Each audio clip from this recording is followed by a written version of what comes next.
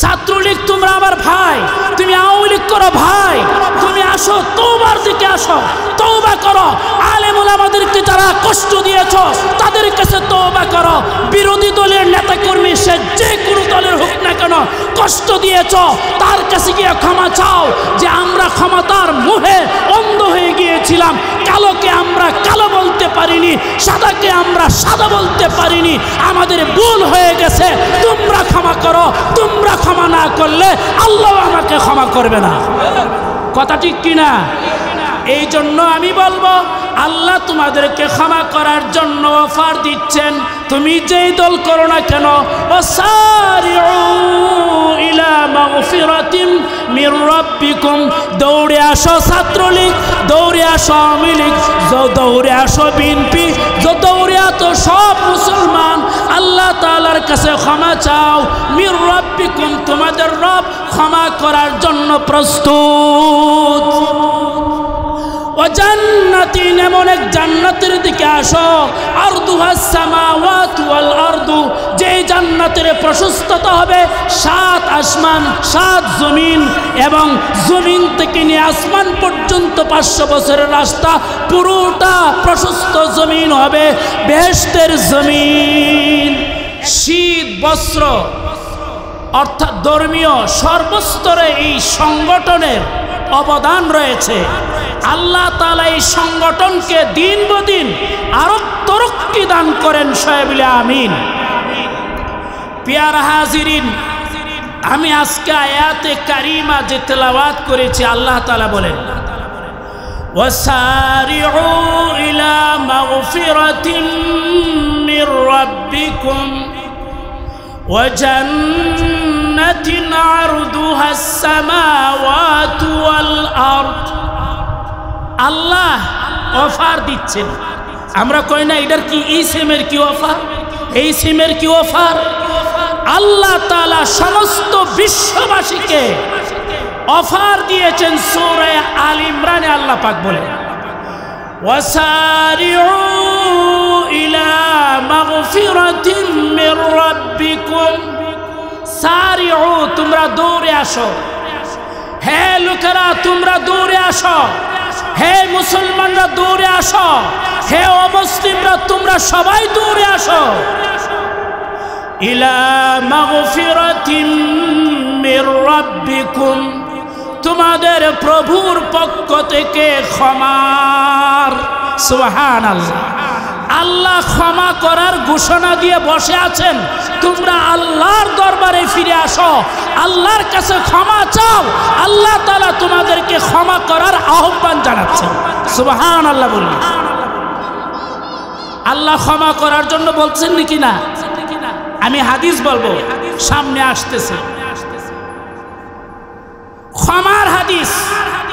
عن أبي بردة عن أبي موسى عن أبي قال قال رسول الله صلى الله عليه وسلم। সবাই বলেন সাল্লাল্লাহু আলাইহি ওয়াসাল্লাম। আমি কি মুর্দা মানুষের সামনে বয়ান করতেছি না জিন্দা? হযরতে আবু বুরদা রাদিয়াল্লাহু তাআলা আনহু ইরশাদ করেন আন আবি মুসা আন আবিহি, তার পিতা আবু মুসা আশারি থেকে, সেলো সাহাবী বাফো সাহাবী। সবাই বলি আলহামদুলিল্লাহ। সৌভাগ্য না? কি বলেন? তিনি বলেন রাসূলুল্লাহ সাল্লাল্লাহু আলাইহি ওয়াসাল্লামের ইরশাদ করেছেন, আমার পিতা আবু মুসার আসল নাম হলো আব্দুল্লাহ ইবনে কয়েস। তিনি বলেন রাসূলুল্লাহ সাল্লাল্লাহু আলাইহি ওয়াসাল্লাম ইরশাদ করেন ইন্নাল্লাহ তাআলা আনজালা লি উম্মতি আমানাইন। আল্লাহ তাআলা, আমার নবী বলেন আল্লাহ তাআলা আমার উম্মতের জন্য 2টা নিরাপত্তার গ্যারান্টি দিয়েছেন। আল্লাহ এই উম্মতের ধ্বংস যাতে না হয় নিরাপত্তার গ্যারান্টি কয়টা দিয়েছেন? কথা বলেন কয়টা? 2টা নিরাপত্তার গ্যারান্টি দিয়েছেন। 1 নাম্বার হলো ওয়ামা কানাল্লাহু লিউআযযিবাহুম ওয়া আনতা ফীহিম।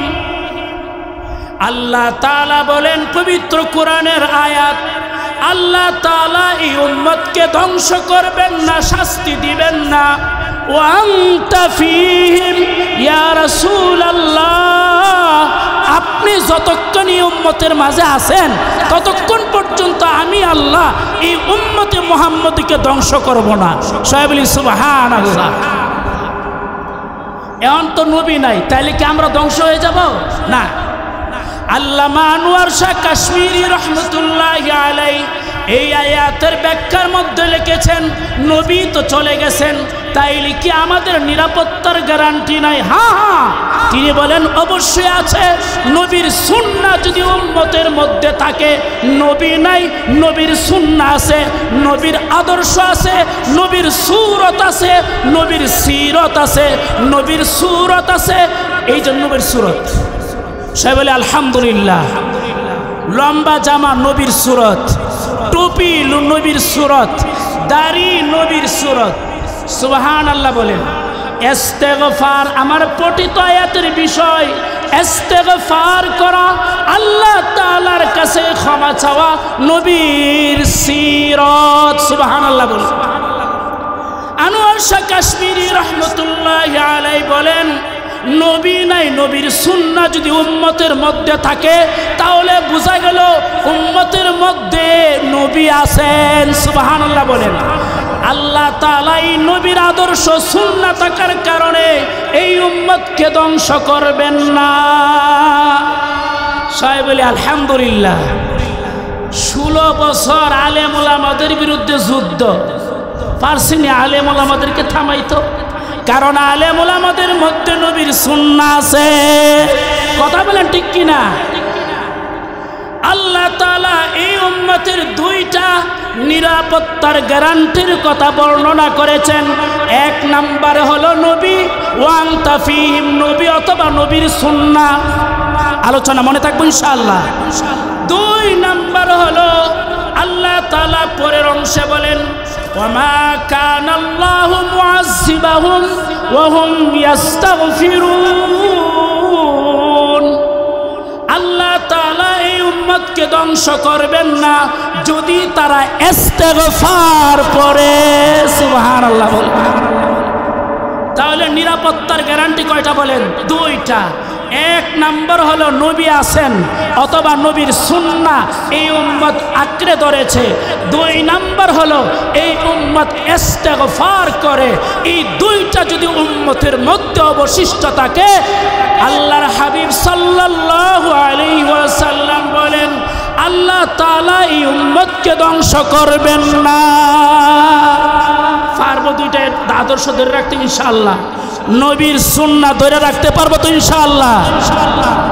ইস্তেগফারের আমল, ওয়াসারিউ ইলা মাগফিরা, তোমরা দৌড়ে আসো আল্লাহর ক্ষমার দিকে।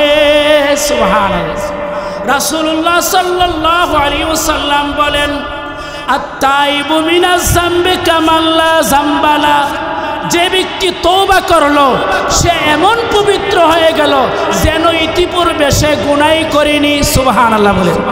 আমি একজন আলেম থেকে গতকালকে ইসলাহে মজলিসে শুনেছি, বান্দা একবার গুনাহ কইরা তওবা কইরা আবার যখন আল্লাহ তাআলার কাছে তওবা করে, বান্দা বলে, আল্লাহ আমি তো আগে এই গুনাহটা করে তওবা করেছি, আবার আল্লাহ এই গুনাহটা হয়ে গেছে, আবার গুনাহ হয়ে গেছে। আল্লাহ বলেন, বান্দা শুন, তুই এটা পুনরায় করস নাই, কারণ আগের গুনাহ তো আমি এইভাবে মিটাইছি, তোর পাপই ছিল না, এটা তোর নতুন গুনাহ। সুবহানাল্লাহ। এটা তোমার কি নতুন গুনাহ। তো তওবা তো করতে হবে মেরে ভাই ও দুস্থ বুজুর্গ। তওবা করার মন মানসিকতা থাকতে হবে। কথা ঠিক কিনা? আদমের স্বভাব হলো তওবা করা, আর শয়তানের তওবা হইল গুনার উপর অটল থাকা, নিজের অপরাধের উপর যুক্তি দেওয়া। মন থাকবো কথাটা। আমি হাদিস থেকে বলি, কোরআন থেকে বলি। হযরতে আদম আলাইহিস সালাতু ওয়াস সালামকে আল্লাহ তাআলা যখন জান্নাতে দিলেন, আল্লাহ বলেছিলেন, ওয়ালা তাকরাবা হাদিহিস শাজারাতা ফাতাকুনা মিনাজ জালিমিন। আল্লাহ বলছিলেন যে বেহেশতের নাজ নিয়ামত সব খাও, এই গাছটার নিকট যাও না। আল্লাহ বলছিলেন কিনা? হযরতে আদম আলাইহিস সালাতু ওয়াস সালাম এর একটা ত্রুটি হয়ে গেল। হযরতে হাওয়া আলাইহাস সালাতু ওয়াস সালামের মাধ্যমে, এবং উনি ভুল তাবিল করে গন্ধম খেয়ে ফেললেন। একটা ভুল হয়ে গেছে। আল্লাহ তাআলা বললেন, আদম তুমি ভুল করেছ। হযরত আদম যুক্তি তালাশ করেন নাই। আল্লাহ আপনি এই গাছটার কথা বলেছেন, আমি মনে করছি শুধু এই গাছটাই। আমি মনে করেছিলাম অন্য এই জাতীয় গাছের থেকে খেলে সমস্যা হবে না। আমি নির্দিষ্ট একটি গাছকে মনে করেছিলাম। আদমই ব্যাখ্যায় যান নাই, বিশ্লেষণে যান নাই, তার ভুলের ওপর কোনো যুক্তি দাঁড় করাবার জন্য যান নাই। আদম বললেন, রব্বানা যালামনা আনফুসানা ওয়া ইল্লাম তাগফির লানা ওয়া তারহামনা লানাকুনান্না মিনাল খাসিরিন। আদম বলেন, আল্লাহ আমার ভুল হয়ে গেছে। আদম লগে লগে ভুল করার লগে লগে কি বললেন? আল্লাহ আমার ভুল হয়ে গেছে। আল্লাহ আমি আমার উপর জুলুম করেছি। আল্লাহ এই অপরাধ আমার থেকে আমার শাইখ মুর্শিদ আল্লামা শফিকুর রহমান জালালাবাদী বলেন, তোমার উপর যদি কোনো বিপদ আসে এটা বলিও না যে আল্লাহ আমারে দেখছে, আল্লাহ আমারে দিছে। বরং এই দোয়া থেকে বোঝা যায় যালামনা আনফুসানা, এই অপরাধ আমি করেছি, শাস্তি এটা আমার অপরাধের কারণে না আল্লাহ দিছে, না অপরাধের কারণে। আমি আমার ছাত্রদেরকে শাসন করার সময় বলি, বাবা আমি তোমাকে প্রহার করিনি, আমি তোমাকে শাসন করিনি, এই শাসন তোমার অপরাধের কারণে। কথা বলেন ঠিক কিনা? আর নয়তো তোমাকে আমি আদর করতাম। ঠিক নি কথা বলেন? ছেলের অপরাধের কারণে শাস্তি, পিতা নির্দয় হওয়ার কারণে নয়। পিতা মাতা তো ছেলেকে ভালোবাসে, প্যার করতা হয়। শাস্তি কেন? মাতা পিতা রাগ দেয় কেন? অপরাধের কারণে। আল্লাহ আমার উপর দয়ালু, আল্লাহ বান্দাদেরকে অনেক দয়া করেন। ঠিক কিনা কথা? আল্লাহ সন্তান সন্ততিকে আমরা যতটুকু ভালোবাসি, আল্লাহ আমাকে এর চেয়ে বেশি ভালোবাসে। সুবহানাল্লাহ বলে। আল্লাহ তাআলা যে কথাটা বলতেছিলাম, বাবা আদম আলাইহিস সালাতু ওয়াস সালাম বললেন, আল্লাহ আমি অপরাধ করেছি, এটা আমার অপরাধের শাস্তি, তোমার পক্ষ থেকে শাস্তি নয়। আমার শায়েখ আল্লামা শফিকুর রহমান জালালাবাদী বলেন, তুমি এই কথা বলিও না বিপদ আসলে আমার কপালে ছিল, বরং বলো বদআমল কি ওয়াজা সে এ হুয়া হে, আমার বদআমলের কারণে এটা আমার উপর এসছে। সুবহানাল্লাহ বলেন। বাবা আদমের দোয়া থেকে আমরা এটা বুঝি। আদম আলাইহিস সালাতু ওয়াস সালাম যুক্তিদার করেন নাই আল্লাহর সামনে, আল্লাহ আমার অপরাধ হয়েছে তুমি ক্ষমা করে দাও। সুবহানাল্লাহ বলেন। আল্লাহর দরবারে কান্নাকাটি শুরু করে দিলেন। ক্ষমা চাওয়ার কারণে আদমের মর্যাদা বাড়ছে না কমছে? সুবহানাল্লাহ বলে। ক্ষমা চাওয়ার কারণে আদমের মর্যাদা আল্লাহ বাড়িয়ে দিয়েছেন। আল্লাহ গুনাহ ক্ষমা করে দিয়ে, ত্রুটি ক্ষমা করে দিয়ে আল্লাহ পাক বললেন, ইন্নী জাইলুন ফিল আরদি খলিফা। আদম আমি তোমার প্রতি সন্তুষ্ট হয়ে গেলাম, ক্ষমা করে দিলাম। শোনো, আমি আল্লাহ আমার প্রতিনিধি বানাইয়া দুনিয়াতে আমি পাঠাবো। সুবহানাল্লাহ। আদমকে দুনিয়াতে আল্লাহ শাস্তি দিয়া পাঠাইছে না পুরস্কার দিয়া? পুরস্কার দেয়া। পুরস্কারটা কি? আমার খলিফা, আমি আল্লাহর খলিফা বানায়া আমি দুনিয়াতে তোমাকে পাঠালাম। তাহলে ক্ষমা চাওয়ার কারণে আদমের মর্যাদা বাড়ছে না কমছে? তাইলে আমরা বুঝলাম ক্ষমা চাইলে মর্যাদা বাড়ে, ক্ষমা চাইলে মর্যাদা বাড়ে। যারা কোরআন শরীফ পড়েন, আলেম ওলামা আছেন, তাদেরকে জিজ্ঞাসা করবেন, ইন্নাল্লাহ গাফুরুর রহিম। যেখানে এসছে আল্লাহ ক্ষমাশীল, সেখানে এসেছে আল্লাহ দয়ালু। আপনি একটা অপরাধ করলেন, মুরব্বীর কাছে আমার মাফ করে দেন, মাফ করে দেন, মাফ করে দেন, লাথি মারবো, উষ্টা মারবো, তুই অনেক জায়গা, তুই এখান থেকে চলে যা, অনেক কিছু বলবে, সর্বোচ্চ ক্ষমা করবে, যা চলে যা। আল্লাহ বলেন আমি শুধু ক্ষমা করি না, আমি শুধু ক্ষমা করি না, আমার কাছে মাফ চাইলে মাফ কইরা দিয়া আমি আরো পুরস্কার দিয়া পাঠায়া দেই। সুবহানাল্লাহ। আল্লাহর কাছে ক্ষমা চাইলেন, আল্লাহ কি দিয়া দেয়? প্রশ্ন জাগে না? হুজুর আপনি কইলেন যে আল্লাহ নাকি আরো দে। হ্যাঁ দে, আমি বলতেছি তো। আল্লাহ কি দে? আল্লাহ ক্ষমা কইরা দিয়া বন্দার আমল নামার দিকে তাকা, দেহে 1 কোটি বদি 1 কোটি গুনাহ। আল্লাহ বলেন ক্ষমা করার কারণে আমি 1 কোটি গুনাহকে সওয়াব দিয়া আমি পরিবর্তন করিয়া দিলাম। কথা বুঝছেন? আপনি 1 কোটি গুনাহ নিয়ে আল্লাহর কাছে গেছেন, 10 কোটি গুনাহ নিয়ে আল্লাহর কাছে গেছেন। আল্লাহ দয়াটা কি পরিমাণ করে? কয় মাফ কইরা দিয়া 5 কোটি গুনাহ, 1 বিলিয়ন গুনাহ, 3 বিলিয়ন গুনাহ, 1000 বিলিয়ন গুনাহ ক্ষমা কইরা দিয়া গুনাহগুলিকে আল্লাহ সওয়াব দিয়া বদলাইয়া দেয়। সুবহানাল্লাহি ওয়া বিহামদিহি। এখন তো ক্ষমা চাইতে হবে। ক্ষমা চাওয়া আদমের স্বভাব, পক্ষান্তরে শয়তানের স্বভাব কি? নিজের ভুলের উপর যুক্তি দেখানো, আমি যেটা করছি এটাই ঠিক।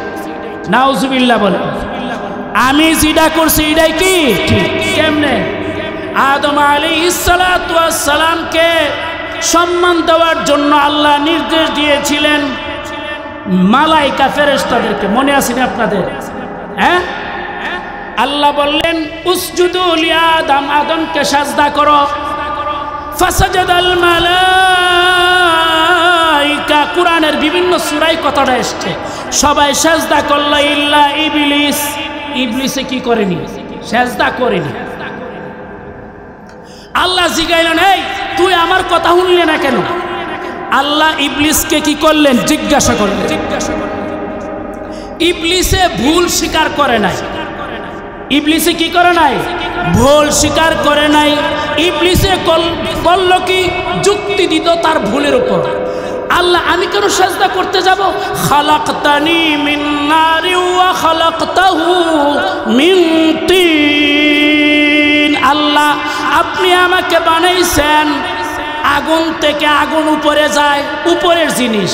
ওয়া খালাকতাহু মিন তিন, আর আদমকে বানাইছেন মাটি দিয়ে, এটা নিচের আকর্ষণ, নিচে যায়। তো উর্ফের জিনিস নিচেরটার দিকে সম্মান জানাবে কেন? নাউজুবিল্লাহ বলে। তাহলে শয়তান আল্লাহর হুকুম মানিনি, আবার আল্লাহর হুকুমের বিরুদ্ধে কি দিল? পুরা যুক্তি দিল, যুক্তি দিছে। কথা বুঝতে পেরেছেন? আমাদের দেশেও কিছু শয়তান আছে। কি আছে? শয়তান আসেনি? এক শয়তান খুনি শয়তান দেশ ছেড়ে ফালাইছে। ইন্ডিয়ায় গিয়া বলে আরেকবার যদি আমাকে চান্স দেওয়া হয়, গিয়া দেশের ক্ষমতা আবার হাতে নিয়ে সবগুলাকে সাইজ করে আসব। বলছে কিনা বলেন? বলছে কিনা? ফোন রেকর্ড ফাঁস হয়েছে কিনা? স্বভাব তো শয়তানের। তো শয়তানের স্বভাব ভালো হবে কেমনে? আদমের স্বভাব হলো ভুল স্বীকার করে মাফ চাওয়া, আর শয়তানের স্বভাব হইল, শয়তানের স্বভাবটা কি আরেকটু ব্যাখ্যা করে। আল্লাহ তাআলা যখন শয়তান এই কথা মানলো না, আল্লাহর হুকুম মানলো না, যুক্তি দিল, আল্লাহ বলেন উখরুজ ফাইন্নাকা রাজিম, শয়তান তুই বাইরে যা, তুই হইলে বিতাড়িত, আমার দেশ থেকে তুই যা। আল্লাহ কি করছে? তাড়ায়া দিছে। আল্লাহ দেশ থেকে, জায়গা থেকে, মর্যাদা থেকে তাড়াইছে কেডা? আগে আল্লাহ। আল্লাহ তাড়াইছে। সর্বপ্রথম বিতাড়িত হয়েছে কেডা? শয়তান। আর আমাদের দেশ থেকে কিছুদিন আগে আরেক শয়তান বিতাড়িত হয়েছে। কথা বলেন ঠিক কিনা?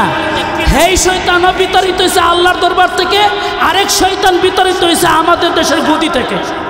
কথা বলেন ঠিক কিনা? আল্লাহ বলেন ফাইন্নাকা রাজিম, তুই বিতাড়িত, তুই বের হ। শয়তানে কয় আল্লাহ একটু সুযোগ দাও, যে আদমের কারণে আমি বের হয়েছি হ্যাঁ রগ রেশায় যাতে আমি যাইতে পারি। আল্লাহ কইলাম যা। আল্লাহ কইলেন যা, তোরে দিলাম, তুই কি করবি?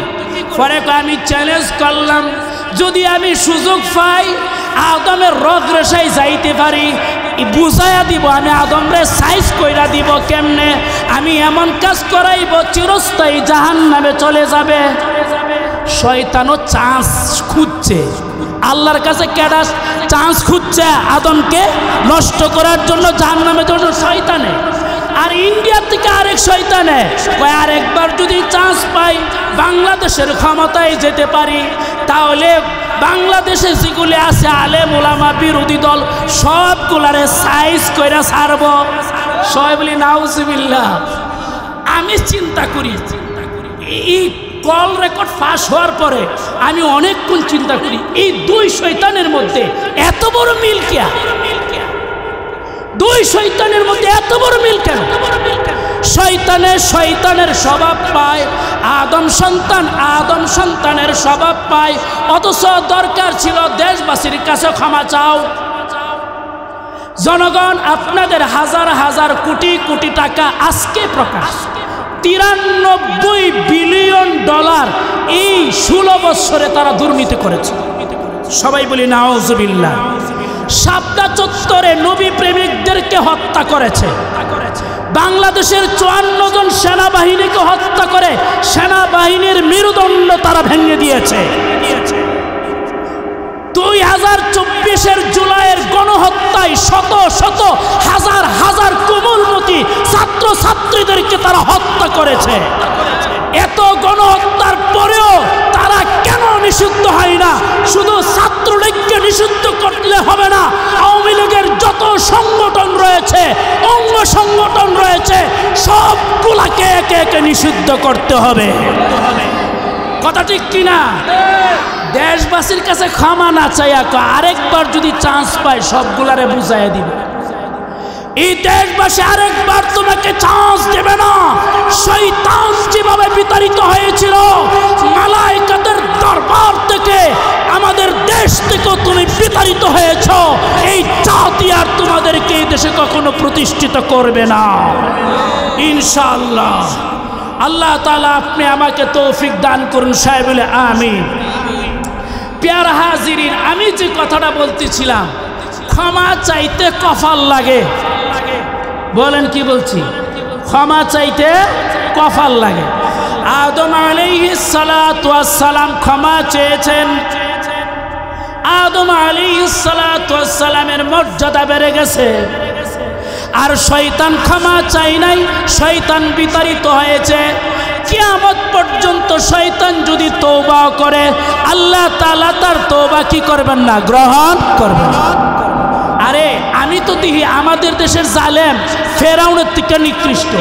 যারা আলেম ওলামা আছে জিজ্ঞাসা করবেন, ফেরাউন যখন লোহিত সাগরে ডুবে মরতেছে তখন ফেরাউন চিন্তা করলো নদীর পানি আমার কথা হলো না, মুসাফা রয়ে গেছে, তো মুসার রব হইতো ভালো। সুবহানাল্লাহ বলেন। ফেরাউন এই চিন্তা কইরা এত অনেক লম্বা ডুবতে দেরি হইতাছে, কি করব আমি যদি মরে যাই তা তো আখিরাত শেষ। এই চিন্তা কইরা ফেরাউন চিল্লাইতেছে, আরে কি করলাম, তাহলে কি আরেকজন আছে কিনা? কথা বুঝতে পেরেছেন? গবেষণা শুরু করলো। জিবরাইল আমিন আল্লাহকে বলে, আল্লাহ এই জালেমরা এতটা শিশু, এতটা মানুষ, এতটা আলেম ওলামা মাইরা এখন বুঝি হ্যাঁ তওবা কইরা জান্নাতে যাইতো গা। আল্লাহ আমার সহ্য হইতাছে না, এরা তওবা করার সুযোগ দিয়েন না। সুবহানাল্লাহ বলেন। ফেরাউনও আযাবের সময় তওবা করতে চাইছে, ঠিক কিনা কথা? আর আমাদের দেশ থেকে যেটা বিতাড়িত হইছে, এটা বিতাড়িত হয়েও তওবা করতো না, আরেকবার চান্স আরো মারবার লাগে। কথা বুঝেন না? আল্লাহ তাআলা বললেন, হে জিবরাইল তুমি এক কাজ করো, ফেরাউন যেন তওবা না করতে পারে, ফেরাউনের মুখের মধ্যে ফেক আর মাটি দিয়া দাও। সুবহানাল্লাহ বলেন। জিবরাইল আমিন তাড়াতাড়ি ফেক আর মাটি আইনা ফেরাউনের মুখের ভিতরে দিয়া দিছে যাতে তওবা না করতে পারে। ফেরাউনের মন মরে গলে গেল, ফেরাউনের মন বিগলিত হয়ে গেল। আযাবের সময় আর হেতে বিতাড়িত হইয়াও এখনো দাঁত কামড়ায়, আবার বাংলাদেশে আইয়া আলেমদেরকে সাইজ করার জন্য। তাহলে কি ফেরাউন রে অতিক্রম করছে না ফেরাউনের পরে আছে? না ফেরাউন থেকে ছাড়াইছে? ক্ষমা চান, ক্ষমা চাও। আমার ভাই ছাত্রলীগ, তোমরা আমার ভাই, তুমি আওয়ামী লীগ করো ভাই, তুমি আসো তওবার দিকে আসো, তওবা করো। আলেম আমাদেরকে যারা কষ্ট দিয়েছ তাদের কাছে তওবা করো। বিরোধী দলের নেতাকর্মী সে যে কোনো দলের হোক না কেন, কষ্ট দিয়েছ তার কাছে গিয়ে ক্ষমা চাও যে আমরা ক্ষমতার মোহে অন্ধ হয়ে গিয়েছিলাম, কালোকে আমরা কালো বলতে পারিনি, সাদাকে আমরা সাদা বলতে পারিনি, আমাদের ভুল হয়ে গেছে, তোমরা ক্ষমা করো। তোমরা ক্ষমা না করলে আল্লাহ আমাকে ক্ষমা করবে না। কথা ঠিক কিনা? এই জন্য আমি বলবো আল্লাহ তোমাদেরকে ক্ষমা করার জন্য অফার দিচ্ছেন। তুমি যেই দল করো না কেন, ওয়াসারিউ ইলা মাগফিরাতিন মির রাব্বিকুম, দৌড়ে আসো ছাত্রলীগ, দৌড়ে আসো আওয়ামী লীগ, দৌড়ে আসো বিএনপি, দৌড়ে আসো সব মুসলমান, আল্লাহ তাআলার কাছে ক্ষমা চাও। মির রাব্বিকুম, তোমাদের রব ক্ষমা করার জন্য প্রস্তুত। ও জান্নাতিন, এমন এক জান্নাতের দিকে আসো, আরদুহাস সামাওয়াতু ওয়াল আরদু, যে জান্নাতের প্রশস্ততা হবে 7 আসমান 7 জমিন, এবং জমিন থেকে নিয়ে আসমান পর্যন্ত 500 বছরের রাস্তা, পুরোটা প্রশস্ত জমিন হবে বেহেশতের জমিন।